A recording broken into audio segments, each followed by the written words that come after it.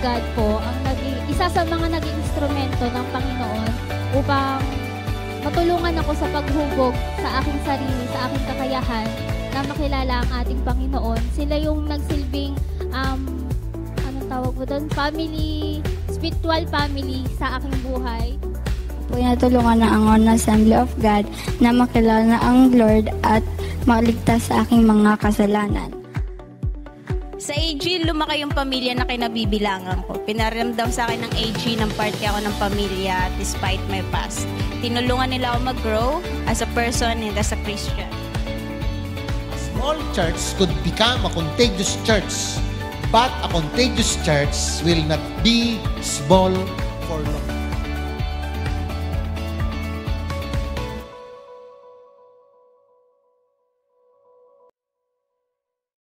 Good morning po sa ating lahat. Welcome sa ating online worship service. Bago po tayo magsimula ng awitan, allow me to read Psalms 9, verses 9 to 10. The Lord is a shelter for the oppressed, a refuge in times of trouble.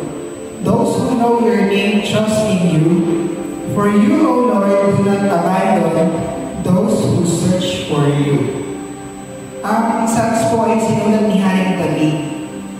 Kahit po siya ay naging hari na, sinasabi po niya na ang Panginoon talaga ang shelter niya. Ang Panginoon ang tagapagligtas niya, na sa Panginoon sa siya. Matapang si Haring David pero palagi niyang sinasabi na ang Diyos na ang shelter niya. So, ngayong umaga, let's claim that and let's continue to worship the Lord, worship His name dahil sa panahon ngayon hindi na po natin sigurado ang mga nangyayari. Sigurado lang po tayo ang Diyos po natin ay mapagkakatiwalaan. And He will never abandon those who search for Him. So, let's just worship the Lord today. Amen.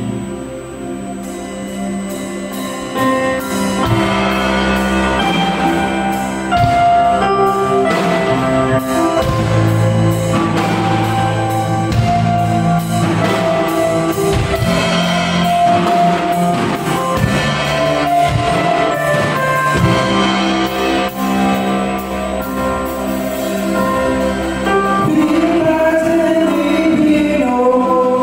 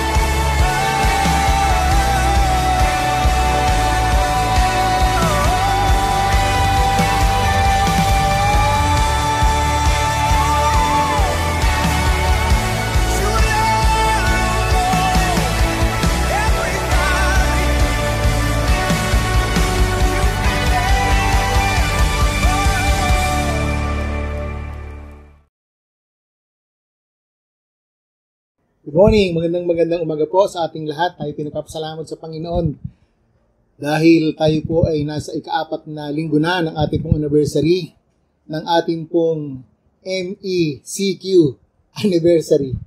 Kapasalamat po tayo sa Panginoon dahil sa kabila po ng MECQ, tuloy-tuloy po yung gawain natin at maraming salamat po. At maganda po yung inyo pong response sa ating pong mga services, kahit po sa ating mga prayer meetings, sa ating pong mga Viber communities, sa ating pong mga ginagawa ng mga group games, at ito po ay may kinalaman po sa ating Bibles. At maraming salamat po dahil dumadami na po yung ating pong Viber group. To date po parang meron na pong mga 40 o 40 mahigit.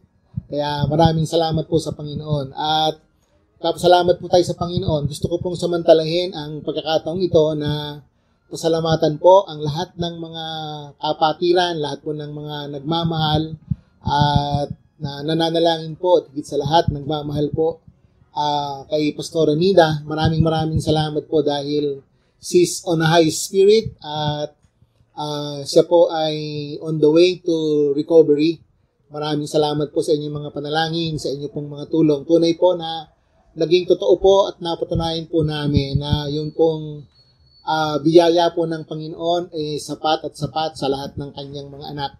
At napatunayan din po namin na yung pong sinasabi na God's delays are not His denials. Minsan parang ang pakiramdam ko po minsan parang ang Panginoon po ay nahuhuli, pero God is always on time. Amen. Maraming salamat po sa Panginoon. Hindi lamang po sa mga taga First Assembly, sa lahat po ng mga kapatiran, sa lahat po ng mga equippers, sa lahat po ng mga kapatiran po natin sa network po ni Pastor Plibert at sa ibang mga kapatid po natin, mga kaibigan na narito po at saka po yung iba sa abroad. Maraming salamat po sa inyo pong patuloy na pananalangin para po sa aking pong asawa.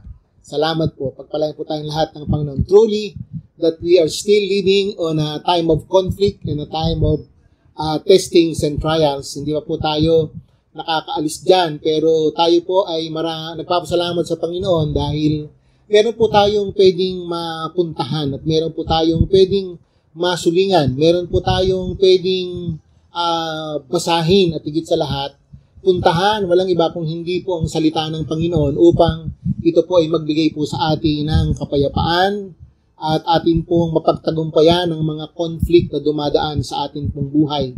Gaya po ng atin pong ipinangako nung pong nakaraang linggo, ang atin pong mensahe mula po sa 2 Peter chapter 3 ay meron po itong kadugsong. Ngunit kung paano ang pamagat po ng ating pinag-usapan nung pong nakaraang linggo ay conquering through conflicts. Ngayon po, ang ating pong pag-uusapan na kasama po yung pong halos kasabay po o kasunod ng mga chapter o verses ay yun pong living in times of troubles. Ayon po sa mga balita at ating pong nalaman na extended po ang MECQ at parang gagawing ECQ, hindi lamang po dito sa Calabarzon at kasama po ang ating pong bayan. Kaya nga po, tayo po ay wala pong physical gathering, wala po tayong on-site service. Dahil nga po dito po sa bagay nito. Tayo po ay nakakadalawang taon na. Nung pong nakaraang taon, tayo po ay nagkaroon din ng ganitong klase na kalalagayan. At ang ating pong panalangin, sana nga po ay matapos at talagang makita po ng ating pamahalaan ang bagay na ito. Bagamat sa mga balita, nakikita po natin at minsan tayo po ay nagngingit-ngit. Parang tayo po ay parang nagtitiimbagang na lang dahil po sa mga balita na napakalaki po ang mga gastos na ginastos ng ating pong DOH. Sana yung pong ipa po dito ay hindi po napunta sa bulsa gaya ng iniisip ng iba at gaya ng sinasabi ng ilan. So talagang tayo po ay namumuhay sa panahon po na marami pong mga troubles or conflicts, crisis. Pero tingnan po natin kung ano po ang sinasabi ng 2 Peter chapter 3 verse 14 to 18 na kung saan tayo po ay makahugot ng encouragement. Gaya po ng ating pinag-usapan ng nakaraan, hindi po natin pag-uusapan yun po kung ano po yung mga ramification at saka po yung mga sinasabi. Hindi po tayo mga doomsday prophet. Hindi po tayo mga doomsday communicator. Atin pong pinipilit na balansihin ang lahat po ng mga bagay ayon po sa sinasabi ng salita ng Panginoon. Amen.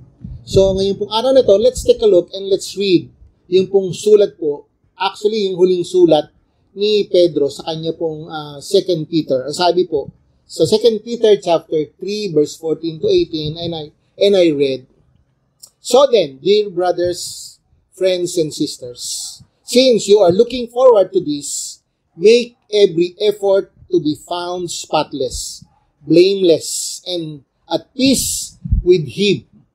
Bear in mind that our Lord's patience means salvation, just as our dear brother Paul also wrote with you the wisdom that God has given him. He writes the same way in all his letters, speaking in them of these matters." Ang binabanggit po, yung pong may kinalaman sa muling pagbabalik ng ating Panginoon.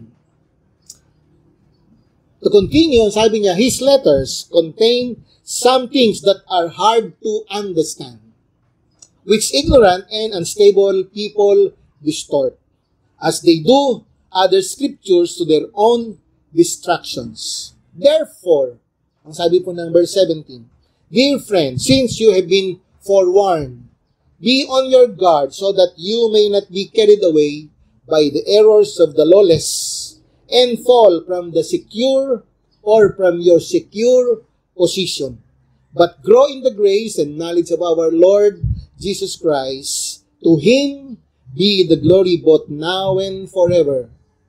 And everybody say, Amen. Atin po munang tingnan, yun pong nakaraan nating pinag-usapan. Bagamat ang pag-uusapan po natin, ang pamagat nga po sa sandali nito, sa araw nito ay living in times of troubles. Pero tingnan po muna natin yung pong tatlong mahalagang importante. Hindi po. Mahalaga na, importante pa. Pero ang sabi, tatlong mahalaga na nakita po natin yung pong nakaraan, just in case na na-miss po ninyo. Ang sabi po dun sa ating huling pinag-usapan, tatlong bagay po yung mahalagang sinabi po ni Apostol Pedro. Patungkol po dun sa muling pagbabalik at may kinalaman sa muling pagbabalik ng ating Panginoon. Ito po, una, yung may kinalaman sa God's timing.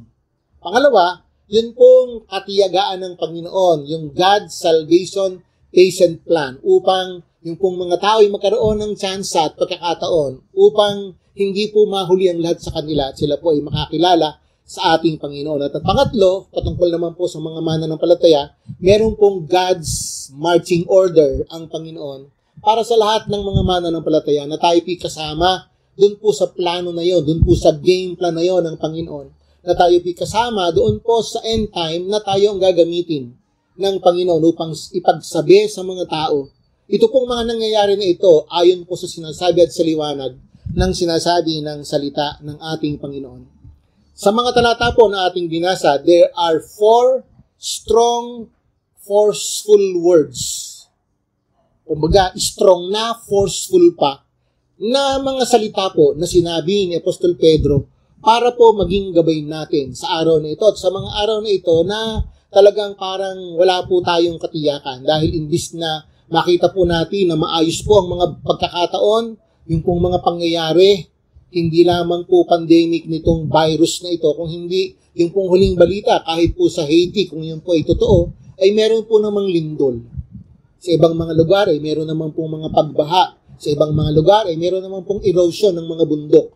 Sa Japan ay meron namang pong mga pagsabog ng mga bulkan. Bagamat sa kanila, yun po ay parang on a daily occurrence. Pero tingnan po natin, dun po tayo tututok sa mga pag-uusap po natin ngayon pong araw na ito, yung pong 4 na malalakas at 4 po na mga forceful na mga salita na ginamit po ni Apostol Pedro mula po sa mga talatang ito kung paano tayo mamumuhay in troubled times. Paano tayo makakapamuhay sa kabila po ng meron pong mga problema. Amen. Ang number 1, ang sabi po ni Apostol Pedro doon po sa talatang 14, be diligent.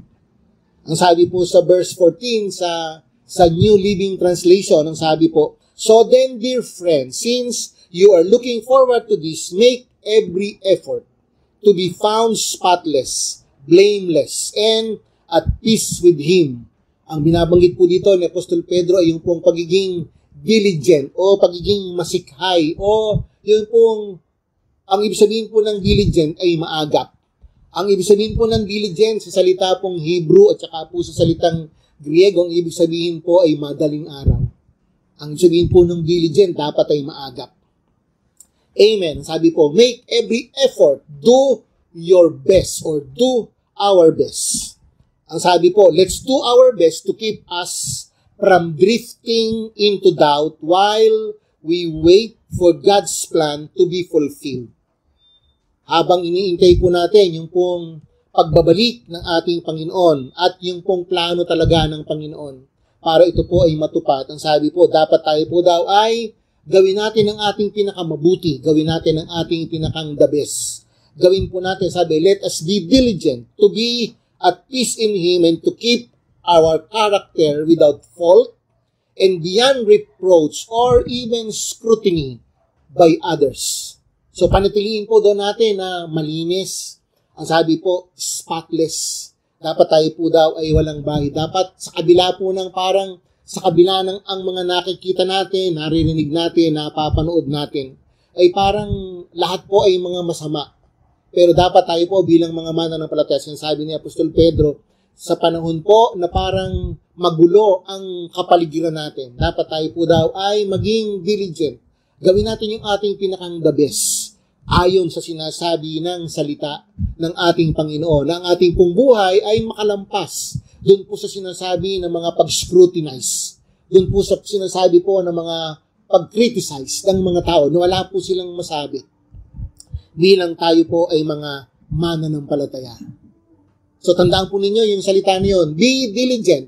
Sa ibang salin po, make every effort and do our best to serve God without any reproach and without the scrutiny of others. Na wala po silang masilip. Na parang wala po silang sasabihin, akala ko ba Kristiyano kayo?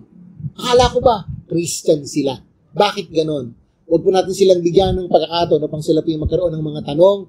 Bagamat yun po talaga ay napakahirap. So, kumaga, namumuhay na po tayo ng parang in a dangerous time, in a perilous time, pero ang sabi po sa atin ng mga talatang ito, tayo po daw ay maging diligent. Tayo po ay maging the best sa ating pong ginagawa para sa Panginoon. Pangalawa, ang sabi po ng verse 15 and verse 16, be confident. Hindi lamang po tayo sinabihan na maging diligent. Hindi lamang tayo sinabihan na maging maagap, maging maayos sa ating pamumuhay bilang mga mananampalataya. Kung sinabi ni Apostol Pedro, be confident. Tayo po daw ay maging, meron tayong kumpiyansa. Ang sabi po ng verse 15, let me read. Bear in mind that our Lord's patience means salvation. Just as our dear brother Paul also wrote you with the wisdom that God gave him. He writes the same way in all his letters, speaking in terms or in these matters. His letter contains some of the things that are hard to understand, which ignorant and unstable people distort as they do other scriptures to their own distractions. Amen. Ano pong ibig sabihin nun? Binanggit po ng mga talata, mga kapatid, na tayo po daw ay maging confidence. At saan po nanggagaling yung pong ating confidence? Saan nanggagaling yung ating assurance? Saan nanggagaling po yung ating kumpiyansa? Ang ating pong kumpiyansa ay nanggagaling po sa salita ng ating Panginoon. Ang basis po ng ating assurance, ang basis po ng ating confidence ay walang iba kung hindi ang ating Panginoon at yung kanyang mga salita. Dito po sa mga talatang ito ay nabanggit po ni Apostol Pedro, si Apostol Pablo. Ito po ay very rare, mga kapatid, sa mga scriptures. At dito lamang po natin nabasa na binanggit at minensyon ni Apostol Pedro, si Pablo, na ang sabi niya na si Apostol Pablo rin ay sumulat sa atin.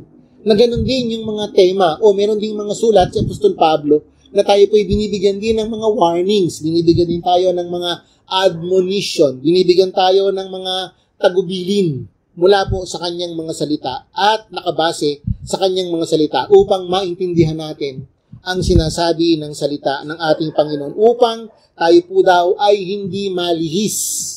Hindi po daw tayo mali sa mga pangyayari. Hindi tayo maging katulad ng ibang mga tao na lahat ng mga bagay ay kanila pong sinasabi na may kinalaman sa pagbabalik ng ating Panginoon. Halimbawa, meron pong mga linggo, kung ano-ano agad ang kanilang mga sinasabi, kahit po dito sa mga virus na ito, sa mga pandemic ito, sa mga vaccine na ito. Tapos ko pong sabihin dito po sa pagkakataon na ito, na hindi po totoo, at ako po'y naniniwala, na meron pong mga tao na nagsasabi na yung pong mga vaccine ay mga mark of the beast. Ako po'y hindi naniniwala doon. Sinasabi po, mamaya makikita po natin ang mga nais ko pong sabihin. Ang sabi po, be confident. Amen. Be diligent and be confident. Very strong words. Yung pangatlo, ang sabi po ng Apostol Pedro, ay nasa talatang 17. Ang sabi po, be on guard or be on your guard. Sa ibang salin po ay be watchful. Amen. Ang sabi po ng verse 17, therefore, your friends, since you have been forewarned, be on your guard so that you may not be carried away by errors and the lawless and the fall from your secured position. Alam niyo yung pagkakasabi po na be on guard, yun pong pagkakasabi na be alert, ay ito po ay parang military term. Yung pong salita po ng mga militar, laging handa, laging nakatingin, laging nakaantabay, laging watchful, laging nagmamadsyag. Tinitingnan po natin yung mga pangyayari po sa ating mga kapaligiran. Na dapat yung pong ating mga nakikita ay hindi lamang po ito patungkol sa siyensya. O hindi dapat ating pong tinitingnan kung ano po ang sinasabi ng salita ng ating Panginoon. Pero hindi naman po yung kada kibot ay parang ang ating pong titingnan ay kung ano po yung sasabi ng Bible na parang tayo po yung minsan nagkakamali na baka tayo naman po yung maging out of context. Ang sabi po ng isang manunulat, do not be lured and be taken captives by the lies of the counterfeit communicators. Parang yun pong ibig sabihin ni Apostol Pedro. Sabi, wag daw tayong paakit, wag tayong padala, at wag tayong maging mga preso ng mga tao na ang dala po nila ay mga kasinungalingan.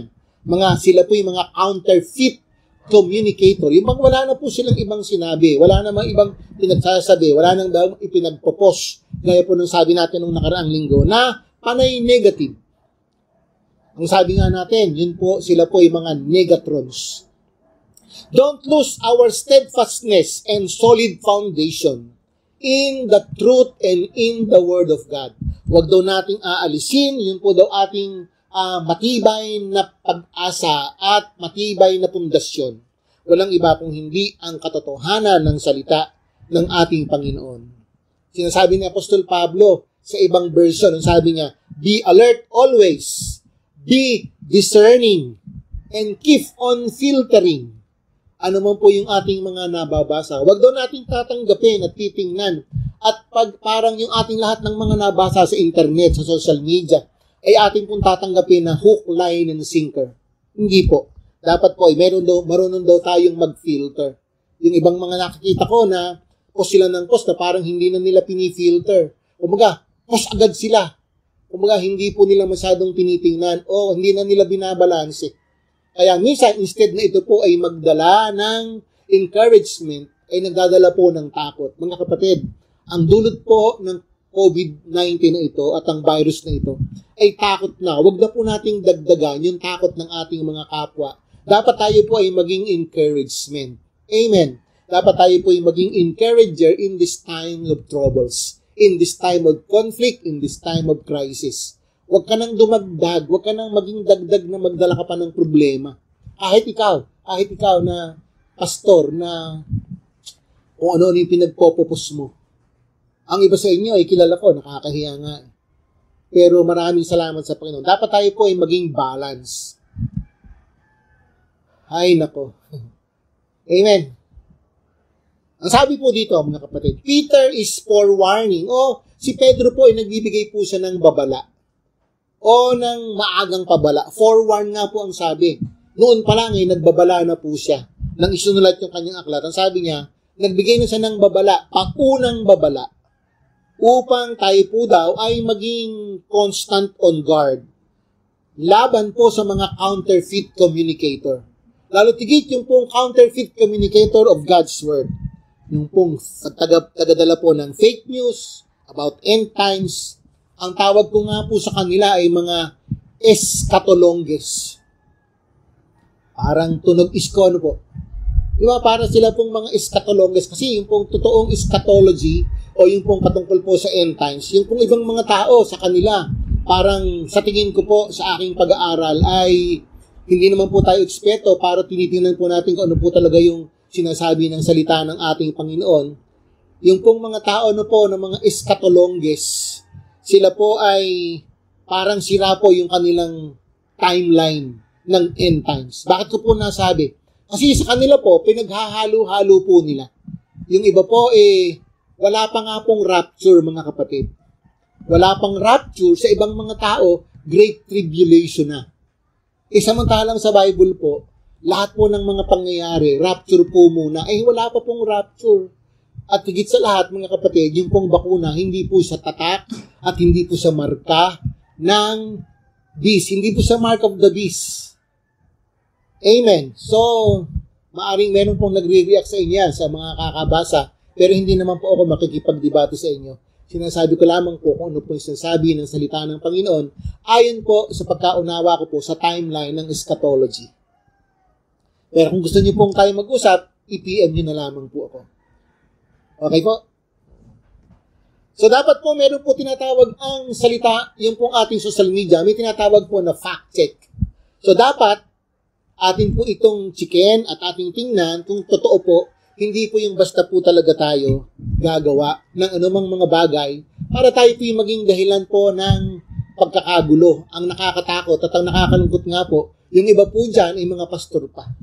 Amen. Mabuti po, sana ay wala pong mga pastor ng Assembly of God na ganun. At sana hindi po kayo mga taga Section 3. Sana hindi rin po kayo mga taga distrito ng Southern Tagalog Assembly of God. Amen. Mahal ko po kayo. Amen. Ang sabi po ng Bible, be on your guard. Nakatatlo na po tayo. Pang-apat po, ang sabi po ni Apostol Pedro, bakit kinakailangan tayo po ay mag-filter? Bakit kinakailangan tayo po ay mag-fact check? Bakit kinakailangan tayo po ay may discerning? Bakit kinakailangan tayo po ay mag-filter? Mag-filtering. Yan nga po sa social media, may filtering nga po Pero dapat sa salita ng Panginoon, may filtering din. Hindi po dating lahat tinatanggap na ganon. Dapat ay tinitingnan natin. Ang sabi nga po ng Old Testament, yung pong mga anak ni Isaacar, they know how to read the times. Hindi po sila basta-basta agad nagpapasya. Tinitingnan po nila yung mga pangyayari. Gaya po ng sinabi natin, meron pong plano ang Panginoon sa lahat ng mga pangyayari ito. At ako po'y naniniwala, hindi po ito magtatagal. This will not be forever. Sana ang pinakang kahulihan po nito, mga kapatid, samantalahin po natin ang pagkakataong ito upang tayo po'y makapagbahagi sa mga tao ng salita ng ating Panginoon. Para pagkatapos po ng pandemic na ito, ang tanong po natin sa ating mga sarili, alam higit yung ating mga kapwa-pastor, ibang ating church ay dumami o nabawasan. Pag tayo pinagbalikan talaga, tayo po ba'y dadami o tayo po ba'y nangaunti? So atin po yung hamon para sa ating lahat. Bakit po ginawa yun? Yung pang-apat, ang sabi po ni Apostol Pedro, be grow o yung grow. Tayo daw ay lumago o tayo po daw ay lumago at magbunga. Grow, ang sabi ni Pedro. And that is a very strong word. Parang kasi ngayon sa panahon nito, yung ibang mga tao, hindi na po nag-go-grow sa salita ng Panginoon. Sila po ay nag-go-grow sa social media. Sila po ay nag-go-grow doon po sa lahat ng... Kasi nakikita ko po yung iba, parang wala na po silang talagang ipinagpo-post. Kumbaga parang wala na silang nakitang mga positive. Of course, alam natin na meron pong mga positive o negative, pero hindi naman po lahat. Meron pong mga bagay na worth encouraging. Amen. Ang sabi po ng pang-apat, mga kapatid, grow in the grace and in the knowledge of the Lord Jesus Christ. Verse 18. Kumbaga napakaganda, bago niyo po tapusin yung kanyang aklat na ito, ang sabi niya, grow in the grace and the knowledge of Christ. Ang sabi, but grow in the grace and the knowledge of Christ and our Savior Jesus Christ. To Him all the glory, both now and forever. Amen. Kahit po sa unang sulat po ni Apostol Pedro, meron din po tayong mababasa na growing in grace, growing in the Lord. Ang sabi po ng 1 Peter chapter 2, verse 2, and I read, ang sabi ni Pedro, like a new babe, long for the pure milk of the word. That's it. In you, you may grow in perfect salvation. Dapat, hindi po daw tayo nananatili na sanggol. Hindi tayo nananatili na bata. Amen. So, dapat tayo po daw ay mag-grow.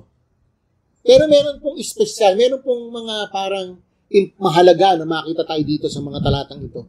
Ang sabi po, dun sa chapter 3, verse 18, ito po ay parang exhortation ni Pedro o mga guidelines para tayo po daw ay patuloy na lumago. Of course, ang sabi niya dun sa dalawa, ang una, grow in grace. Amen. Pangalawa, grow in knowledge. So, balance po dapat yon. Dapat tayo po daw ay balance sa grace at balance po doon sa knowledge na nanggagaling po sa ating Panginoon. Yung ibang mga tao, parang tinuunan lang nila yung grace. Super grace pa. Parang nag-extreme po sila. Pero sabi po dito ni Apostol Pedro, dapat balance. Grow in grace and in the knowledge of the Lord Jesus Christ. Tingnan po natin yung bakit sinabi ni Apostol Pedro. Alam ni Pedro yung kanyang sinasabi. The idea of the grow in grace and knowledge is keeping those things that are in balance or to be in balance. Amen. Dapat balanse yung grow in grace and grow in the knowledge of Christ. Kumbaga parang dapat hindi lamang tayo spiritual. Dapat tayo po daw ay lumalago din sa physical. O kung po sa mga academic, dapat kung ikaw ay nag-aaral sa Bible School, hindi ka lamang matalino sa mga academics, dapat ikaw din ay lumalago spiritually. Dapat balance po yung dalawa na yun. Ang sabi po dito, mga kapatid, para makita natin yung balance, grace will keep us tolerant and loving. Again, ulitin ko po. Grace will keep us tolerant and loving, while knowledge will keep us strong.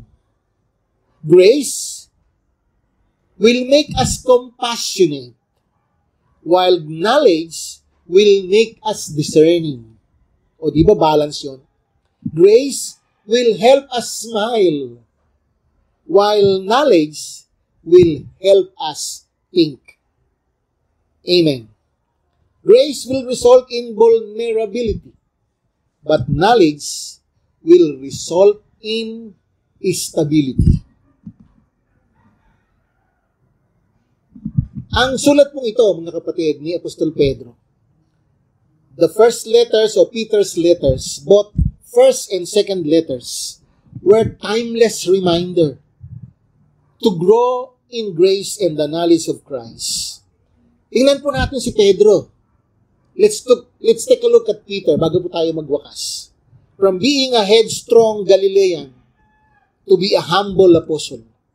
From a simple fisherman to a great fisher of men. Peter can help us grow too. Amen. Just remember, mga kapatid, God's word and the next time na tayo po'y humarap sa mga problema, na tayo po ay humarap sa mga pagsubok. Ang sabi nga po ng awit, though we pass through the fire and though we pass through the waters, God will be with us. This letter of Apostle Peter 1 and 2 ay nagpapakita po sa atin that we can face troubles, that we can face conflicts. Kung alam po natin at binabasa natin. Dahil si Pedro, alam niya, nakaranas po siya ng mga conflict. Naranasan niya po yung mga pagsubok. Naranasan niya po yung pong mga persecution ng Roman Empire.